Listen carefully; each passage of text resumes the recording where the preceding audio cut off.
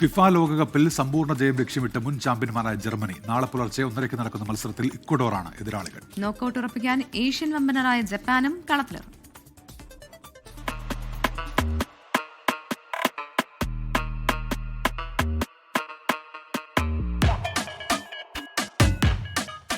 Group ഇയിൽ പുലർച്ചെ 1:30 നടക്കുന്ന മത്സരങ്ങളിൽ ജർമ്മനിക്ക് ഇക്വഡോറും ഐവറി കോസ്റ്റിന് ക്യുറസാവോയുമാണ് എതിരാളികൾ.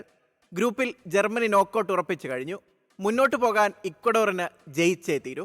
ക്യുറസാവോയുടെ തോൽക്കാതിരുന്നാൽ പോലും ഐവറി കോസ്റ്റിന് നോക്കൌട്ട് സാധ്യതകളുണ്ട്. ആദ്യ മത്സരത്തിൽ നെതർലൻഡ്സിനെ സമനിലയിൽ തളച്ചാണ് ജപ്പാന്റെ തുടക്കം. രണ്ടാം മത്സരത്തിൽ ടുണീഷ്യ തകർത്തെറിഞ്ഞത് എതിരില്ലാത്ത 4 ഗോളിന്. നോക്കൌട്ട് ഉറപ്പിക്കാൻ സമുറായികൾക്ക് വേണ്ടത് ഒരൊറ്റ പോയിന്റ്.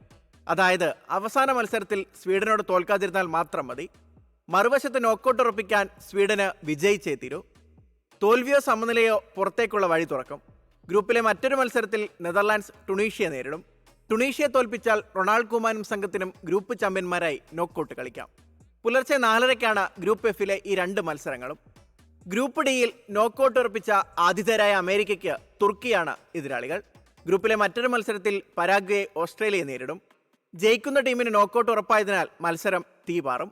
2 മത്സരവും രാവിലെ 6:30. World cup desk 24.